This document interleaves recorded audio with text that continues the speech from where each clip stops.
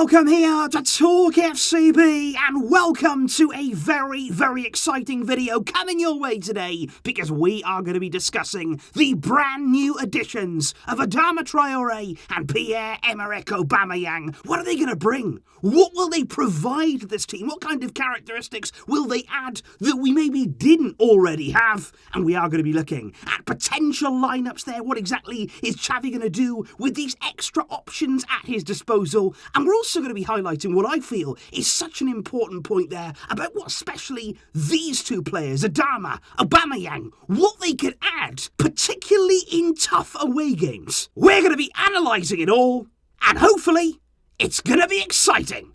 So let's get to it. Because indeed, these signings now of Adama Traoré and indeed Aubameyang are completely official. And not only that, but they're also registered, not only in La Liga, but also in the Europa League. Both players will be taking part in our Europa League campaign, which also I think speaks volumes about what Xavi is hoping they can bring. Clearly, a big part of our plans over these very, very important months to come. And of course, as we have highlighted, these are both low-cost options. They're both low risk, in my opinion, and especially when you consider the huge financial efforts both players have made in order to join us, in order to wear that Barça shirt. They want to be here. They are desperate to play here.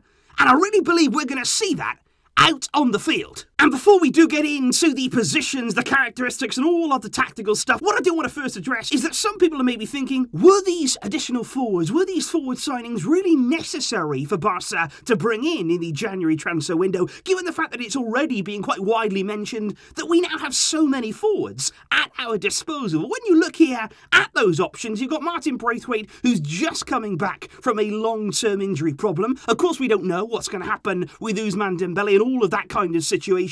You've got Luke de Jong, who I don't think is ready to start in every game. He's not going to be suitable from the beginning of every match. You've got Ferran Torres, who himself was one of those big January signings who we're very excited to see. But then you've got Memphis, who right now is still suffering with some injury problems. The club are very concerned about his current physical state. And of course, Ansu Fati, who also finds himself on the sidelines with injury. So when you look at it like that, I think you can understand why Barca in January, especially towards the end, was so desperate to add the option of Adama Traoré, to bring in Pierre-Emerick Aubameyang. And as we're going to discuss, there's a very good reason for both of them being right here. Because if we do now come on to discuss some of those areas of the field and some of those different roles where we could see the likes of Adama Traoré and indeed Aubameyang, let's start here first of all with Adama Traoré, looking at a traditional 4-3-3 setup that of course we have seen since Xavi returned to the club. That's one of the systems that we do use, and of course Adama can come in here and play very much so on the right hand side in terms of that natural right winger. He's somebody who can stay very wide, and he is one of those players who's very much all about that traditional wing play, who can be a real threat 1 versus 1. He's somebody who will often go down the outside. He's not somebody who's always going to be coming in here. He is somebody who likes to get to the byline, likes to get crosses into the box, and we all know about that unbelievable pace and that power as well that Adama has on that right side. So that's one area, of course, where we know that he can be very valuable. But I think for me, it's not just about that either, because I think a very interesting option here is when you're looking at Barca when maybe we're playing with 3 centre-backs. It could be in this kind of setup here with 3 midfielders. We've also seen Xavi here opt with the system with wingers and 2 in midfield. It doesn't really matter how you want to structure that setup. But I do think in here,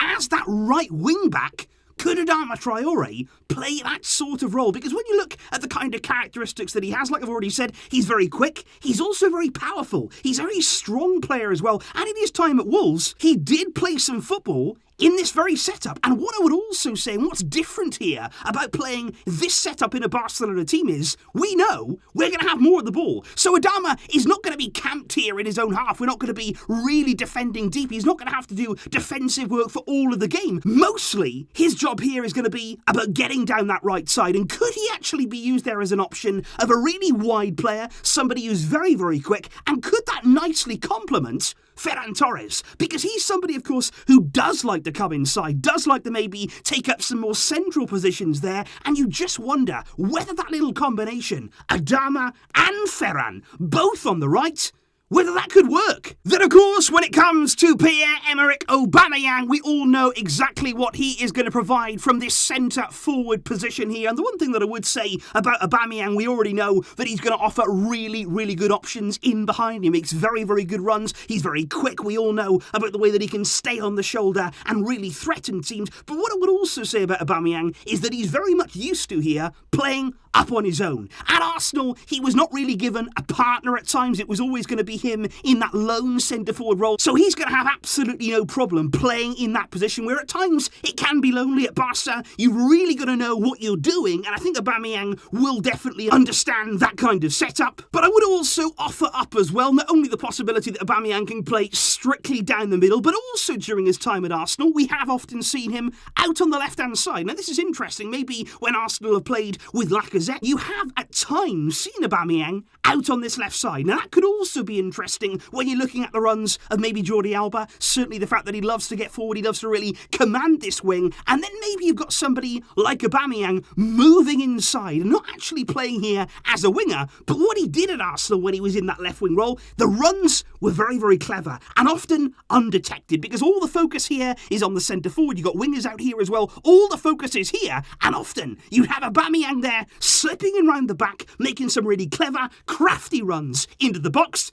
And that's another area, depending on who you want to play here, depending on who you want to play here, where Aubameyang could come in handy. And of course, when you are looking at maybe the two new signings combined, what can they actually produce together on the field? Of course, you would be looking again in this traditional 4-3-3 setup. If Adama Traore here was going to play out on the right-hand side, if Aubameyang was going to play down the middle, who exactly would take up this position on the left-hand side? Like I say, we don't know what's going to happen with Dembele, and especially here, I would look again to Ferran Torres, because we have seen him already in his Barcelona career moving out to this left-hand side. Because as we saw against Athletic Club, what that allows Ferran to do is actually cut in on his natural right foot. So then you've got different kind of options. Because again, as you do have with Jordi Alba coming forward, moving forward into this offensive zone, you've got Ferran who likes to cut inside, likes to come inside. You've got Aubameyang who's going to look to stretch the defence. And then you've got Adama Traoré, who's your natural, dynamic, pacey option that can certainly be used from the right-hand side. And I think as well, with Adama Traoré, obviously we don't know right now exactly the kind of role that Xavi is going to use him. We don't know how often he's going to be in the starting lineup. But what you would also have to say about Adama Traoré is the kind of impact that he could have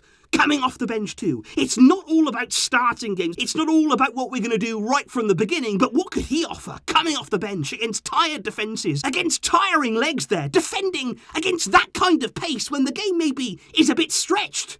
That's a great option, and a really, really exciting option that Xavi now has at his disposal. But I would actually go one step further, because I think many people sort of, when Aubameyang was brought in, Adama Traoré as well, the one thing that has been sort of criticised and levelled against them is the fact that maybe they're not so good in tight spaces. Are they traditional Barcelona players? Are they ones that can really fit in with the style that we want to play? But what I would say about that right now, especially when you're looking at these two as short-term options, you've got to remember, this isn't prime Barcelona. Now, of course, it hurts me to say that, but I think we'd all be lying. We'd all be kidding ourselves if we said that right now the team that we have, it dominates every game, that we have the ball for all the game, every single time. It doesn't happen anymore. There are many, many times this season, and indeed over the past few seasons, whereby Barca, particularly in away games, we don't have control. We don't have the domination. We don't have the territorial advantage. And you can see very much so instances just like this, whereby we're in an away game. The opposition there are starting to feel their way into it. They're starting to get the ball. They're starting to press us high. And all of a sudden, Barca have got to retreat. And suddenly then this stops being a game of tight spaces. This stops being a traditional Barca-style game. And suddenly you're in a battle. And you are pinned back. You are under pressure. And you need someone to get you out of that situation. And that for me is when you start to look at Aubameyang. You start to look at Adama Traoré, the kind of threat that they could just plant in the opposition's mind. Because you think here about an opposition in an away game starting to come on to us, starting to really put the pressure on, their defence here stepping up really, really high, and often they've done this because there's no threat going the other way. They felt allowed to do this because there's nothing from Barca that really does make them cautious about their own play. But you imagine, you stick Aubameyang on the last line of defence, you stick Adama Traoré here, are the opposition really going to feel comfortable pushing right up, feeling confident to really put Barca under pressure and stepping right up here to pile that pressure on? I don't think they are, because I don't think any defence in the world is going to feel comfortable leaving all of that open space, all of that room there for Aubameyang, for Adama Traoré, in one instant, one ball in there and you're away. And look, even if it doesn't lead to anything, even if you have that space and maybe Adama can't quite get the final ball or Aubameyang can't get the finish, what it does do every single time to have that out ball, it alleviates the pressure. You get yourself up the pitch, you get yourself out of danger, and suddenly then you can move up the pitch. You can start then to get some of that control back, to actually impose yourself on the game, and that's something that we haven't been able to do often enough this season. We haven't had the threats up front, which really opposition defences start to fear when coming onto us.